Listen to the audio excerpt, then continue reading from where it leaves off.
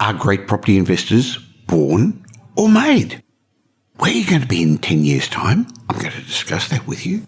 And what are the best ownership structures? They're the three things we're going to discuss in this week's Michael Yardney podcast. Are you interested in property investing, success or money? Well, you're in the right place. This is the Michael Yardney podcast, where each week you'll learn a number of new ideas regarding success, property investment and money in 20 minutes or less. Our show is brought to you by Metropole, who specialise in helping you grow, protect and pass on your wealth through strategic property advice. Now here's your host, Michael Yardney, who has once again been voted Australia's leading property investment advisor. That's the fourth time he's won a similar award in the last 6 years.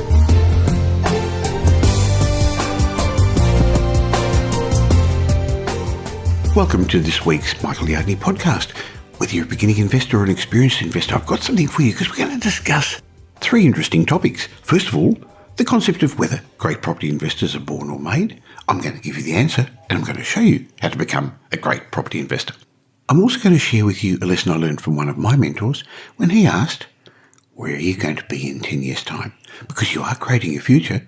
Are you walking down the right road? We'll discuss that.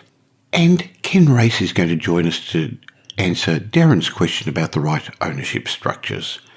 Lots of information for you today. And interestingly, today's the 51st week I've been running the Michael Yardney podcast. So next week's anniversary of 12 months. Over 250,000 downloads on iTunes. We're amongst the most popular business podcasts in Australia. So it's my turn to say thank you to you.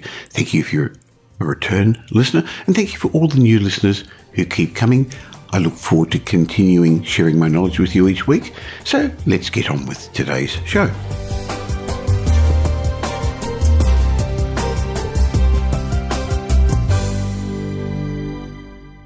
I was recently asked by somebody in my mentorship program, are great property investors born or made?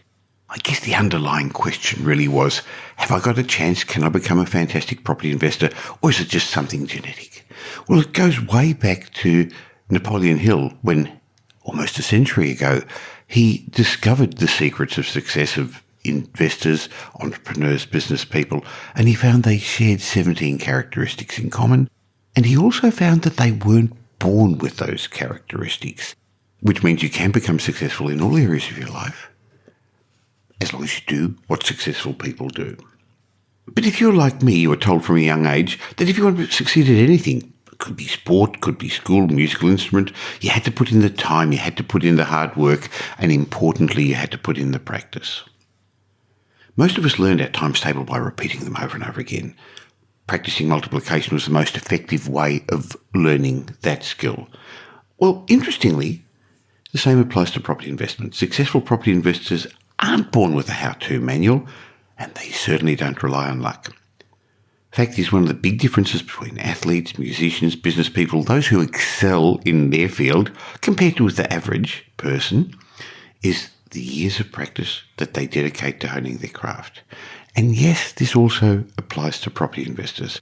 Successful property investors understand that to be good at what they do, that's creating wealth through real estate, they must learn the rules, they've got to gain experience by doing it, and then improve and refine how they do it.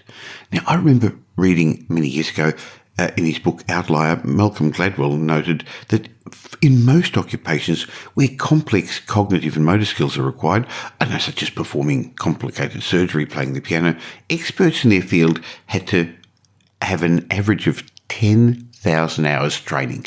Now, whether that's true or not, I'm not sure, but boy, that's been quoted in lots and lots of articles. But I think the underlying key is that they've got to learn to be able to eliminate all the noise. You need to be able to chunk down all the information available into usable bite-sized pieces, and you do this through having a finely honed retrieval system that can quickly screen out all the irrelevant options, given what's going on. Now, this skill comes from familiarity by doing it. Look, it's like the top tennis players who through exercise have developed a sense of where the ball's going to be served by unconsciously noting the subtle changes in the stance of their opponent. Or those champion cricket players who seem to be able to anticipate where the ball's going to be bowled even before it's left the bowler's hand. It's the same type of perspective that gives seasoned property investors an edge over the average investor. Look, think about it. Having lived and invested through 6 property cycles, 2 in the last decade, means I don't get carried away anymore by the property naysayers and the doomsday merchants that seem to concern most investors. Now, I'm not an internal optimist. I've just seen it all before. No matter which investment strategy you are going to end up using, whether it's capital growth, my preferred strategy, or cash flow, whether it's renovations or property development, you're likely going to find that a small group of investors, I know about 10%, seem to do really, really well, and the rest using that strategy struggle. Rather than jumping from one shiny toy to the next like the average investor, those successful investors, those who actually reach the top, do the same thing over and over again. They set their goals, they map their course, and then they keep doing what works. And along the way, they refine their skills. And by sticking to a tried and tested strategy, these investors know how to navigate any tricky bumps in the road, and they become accustomed to seeing the opportunities and the potential earning power in the way the markets move. This means their success depends on them, on their skills, those that they've refined along the journey, rather than the marketplace. In other words, they're the pilot of their lives, not the passenger. But that's not how most beginning investors do it. They want to climb the property ladder all the way to the top, and they don't want anything to stand in their way. So they start by looking for the latest fad, the latest get-rich-quick scheme. They buy their first investment and then look for the way to make their millions. And thus begins a cycle of jumping from one bandwagon to the next. However, we know that most investors never achieve financial freedom. In fact, we know that most never even get past their second property. And this is in part because they've never refined a real estate strategy and taken the time to learn the rules of the game. So they inevitably fall at the first hurdle. And for most of them, they never even seem to get up and progress any further. And that's why the statistics show that around 20% of people who buy an investment property sell up in the first couple of years, and 50% get out of the game in the first 5 years. Now, that's unfortunate, isn't it? So, how will you know when you become an expert? Well, the way to become an expert is to do one thing 100 times rather than 100 things once.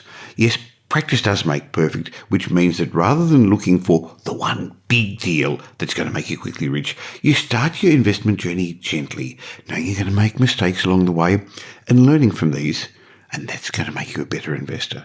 Now, before you panic and say, how am I going to commit 10,000 hours to property investment before I call myself an expert, let me assure you there are some ways to speed up the learning process in real estate. And remember that property investment's lumpy. You can't buy 100 properties in your lifetime, so how are you ever going to get this experience that I'm talking about? Well, the simplest way is to get a mentor, somebody who's already achieved what you want to achieve, and let them guide you, or get somebody like the team at Metropole who's in the market all the time. We've been involved in over $3 billion worth of property purchases. We're currently managing over $2 billion worth of assets for our clients. Don't you think that we've had the experience? It's impertinent to think that you, with learning on the internet and getting some research, can ever get to the level that the many, many years of experience of my team have had. So either get a mentor or get somebody independent, unbiased, like the team at Metropole on your side.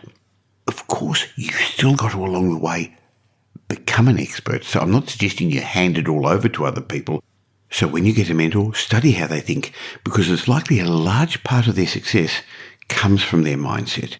Then emulate their successful behaviours and learn from the mistakes they made in order to advance your own skills and refine your own strategies. So how will you know when you're an expert? The main thing that separates successful investors from the wannabes is the ability to consistently outperform the averages. And yes, to get to this level of expertise, it takes time, patience, and practice. But the good thing is, you can do it, because if somebody else has achieved it, so can you.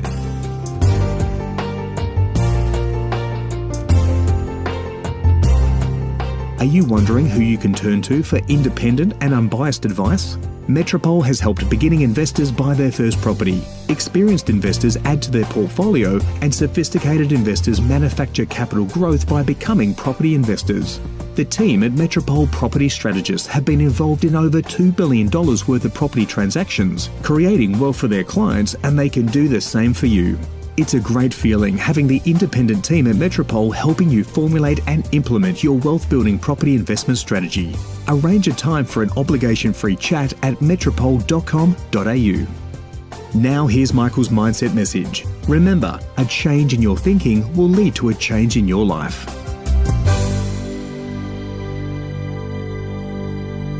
I enjoy including these mindset moments in my show because I get such great feedback from them. So thank you for your emails and your comments, because I guess more and more people are recognising that to achieve success in all areas of your life, you've got to improve your personal development.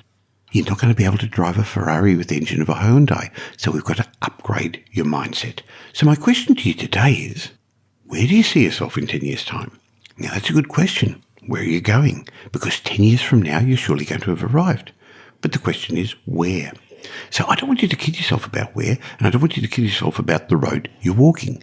So today I'd like to read an old article from one of my early mentors, the late Jim Rohn, where he talks about one of his mentors, or his main mentor actually, Earl Shoaff, who taught him not to kid himself.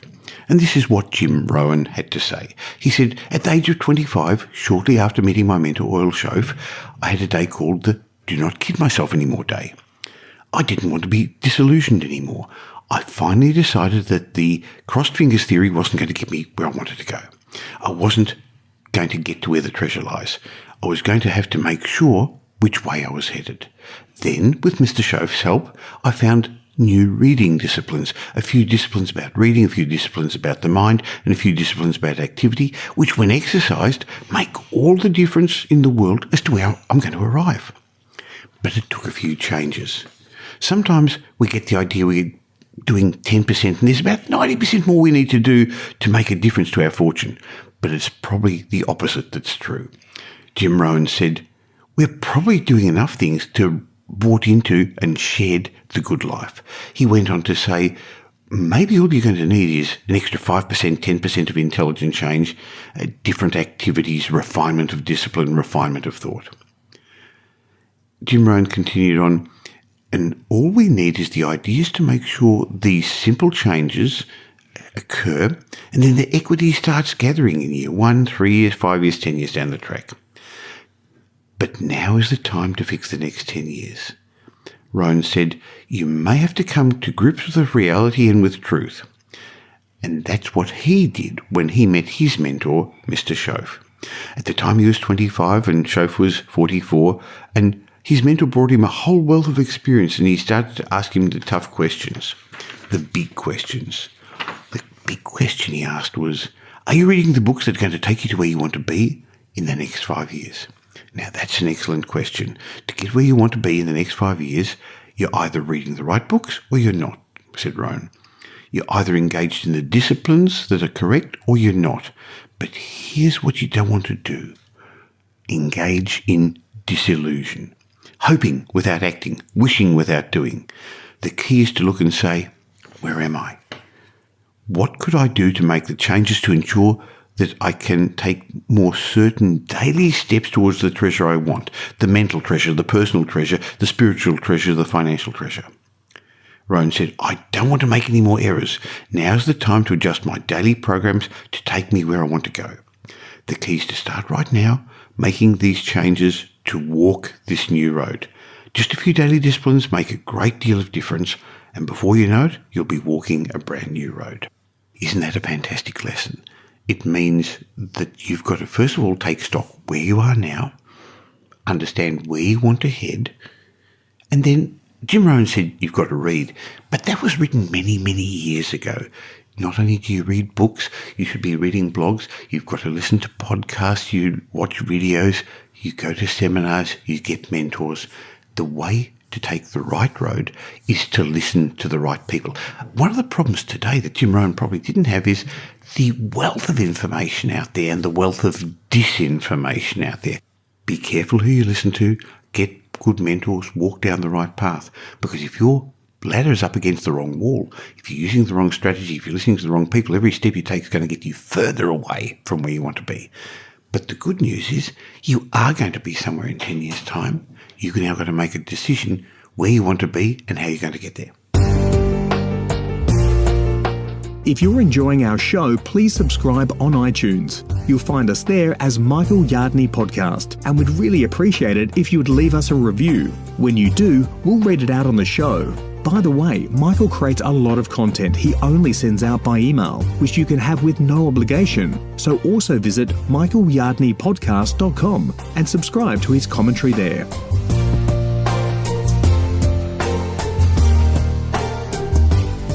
Today's question comes from Darren Davies of Seaford, who asks, what are the benefits of owning my investment property in different entities, such as in a personal name, in a trust or an SMSF?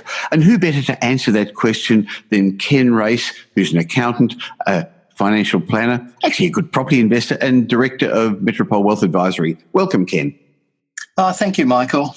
Now, complicated question because there's lots to answer in a short period of time, but how do you choose which entity to purchase your investment property in? I think the first step is to try and understand what you're trying to achieve, have the end in mind, and then build the pathway to get you there.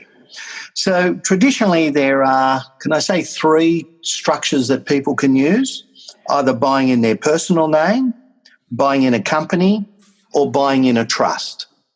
So if you buy in a personal name, that means the income from that property, the rent, the capital gains will always go to you. So clearly, that's the simplest way, the way a lot of people start. It's often not worth the expense or the hassle of setting up a trust up front. But one of the problems, Ken, is people don't start with end in mind, like you said. And while it may be the right thing to buy in your name today, maybe that's really not where you want to end up down the track when the property's eventually got strong cash flow, positive cash flow adding to your income, or you want to pass it on to your family. That's right. And one of the other benefits, of course, of the individual name is you get to manage that initial land tax issue because in most of the states, buying in an individual name, you get the maximum land tax threshold benefits. Now, a lot of us would have heard the concept that you should own nothing in your own name but control everything. So I know some people are thinking, should I own things in a company? But I know that's not a preferred structure for you. Correct. Look, I would say less than 1 in 100 people who are in business, the company might be the appropriate. But for the bulk of us, a company is almost the worst structure for two simple reasons. You own the shares in the company, so you actually have no asset protection if you get sued, because if someone sues you and they win, they take the shares in your company, they now have that property. The other issue, which I think is more important, is that there is no flexibility.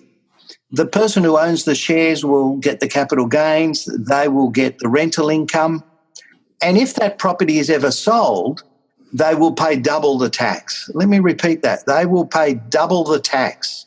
So that's a real disincentive. And of course, another one is that you actually have to pay company tax at the current rate around 30%, whether you want to distribute the income or not. Correct. So the company pays the 30 cents, which might sound attractive at the beginning, but when you distribute the money out to the shareholders, they will pay the top-up tax to their marginal tax rate. So if it's their 45 cents tax rate, they will pay the extra 15 cents, but they don't get the 50% capital gains tax discount. Yeah, so that means they will pay double the tax for no real benefit. So personal name is one entity you can consider to start with. Company, probably not. Trusts. Now, a lot of people like the concept of owning assets in trusts, and I know you set up trusts for a lot of your clients, but there's lots of different sorts of trusts. So can we quickly go through the broad picture options? Yeah. And the main reason why there is so many trusts is there is no such thing as a trust. A trust is a set of words that will dictate how you manage the assets. So the trust is only as good as the words that were used, which means it's only as good as the person who wrote it. There is no one size fits all. And there's principally 3 types of trusts. The first one is something like a company where the investor will get their dedicated proportion. So what you're talking about, Ken, is a unit trust. A unit trust, that's correct. So they get units, which then give them that right to that percentage. So they'll get the rent. When they sell the property or when the trust sells the property, they will get the capital gain. They can still, in the majority of cases, if the trust is correctly set up, but more importantly, correctly operated, they could use their wages to help fund any initial negative gearing in that property. Okay, the next sorts of trusts are what we call discretionary trusts, or a lot of people understand the concept of a family trust, which means that you don't have a fixed proportion of units like a unit trust or a company. Under the discretion of the trustee at the end of each year, they can distribute income to the beneficiaries, who could be you, your wife, your spouse, your uncle, your kids, your grandparents, at your discretion, and for whom I guess it suits most tax-wise. So that's very flexible, isn't it, Ken? Correct. But the very nature of that flexibility has a sting in the tail. That will mean that the financing, the loan will have to be set up in the trust itself. So that means the rent will go into the trust, the expenses will be paid by the trust. So if it's positive, there is then a profit to distribute, as you've just mentioned. However, if there is a loss, that means if the income is less than the expenses, the trust will have a loss. You will have to fund that loss. So if you're a PAYG, you will have to fund that cash flow loss with after-tax money. You won't be able to claim that as a tax deduction against your PAYG taxes. The bank still wants their money. So you're effectively going to fund it with after-tax money, which is very inefficient. If, however, you're in business and you're set up correctly, you can still fund that loss in the family trust from the property from your pre-tax business profits. So we talked about a number of different sorts of trusts, unit trusts, discretionary trusts, Ken, but there's another form of trust that most people don't even recognise a trust, and that's a self-managed super fund. That's right, Michael. And a self-managed super fund is only a trust, with the main restriction being you can't get your money out until you reach a condition of release. That's why you get the tax benefits. But you've got to be very careful when using a self-managed super fund to buy property with debt, because there are very strict rules that you must comply with. So the simple answer to Darren's question is, yes, there are so many options. It's difficult to know what to do today, because your needs today are going to be very different to in 5 years' time and definitely in 20 years' time. And I think, as Ken said, begin with the end in mind, because while it may not be the optimal structure for you today, when you're considering growing your portfolio, what's it going to look like in 10 years' time? What are you going to have there, and what are you going to want to do with it? Because that's how you have to set it up today, because the ownership structures have to be right up front. And Ken, so do the loans. Correct. The purpose of the loan is critical, and we see a lot of clients who have set the loan up incorrectly and lose the deductibility of the interest expense. Wow, that's a scary one. So, Ken, if people want to get to know you, understand more about how to set up their structures, I'm going to recommend they go to metropole.com.au, click on the Wealth Advisory tab, and have a chance to have a chat with you personally or your team about setting up their structures or thinking about how to do it before they even get into property. Thanks for answering Darren's question. I look forward to having you back again for another question real soon, Ken. Thanks, Michael. Well, that's it for another show. But before we finish off, I'd like to read out a review, because as I've suggested, everyone who leaves a review on iTunes, if you contact me after I've read out your review, I'll send you a copy of one of my books. And there was a great review. I've had over 95-star reviews, but one from Big Grom 1, who said, very informative. Thank you, Michael, for the great contents in these podcasts. I've learned so much from you and your guest speakers over the last couple of months, and I've shared your links with many of my friends. I feel excited and much more confident for my future in property investing. Keep up the great work.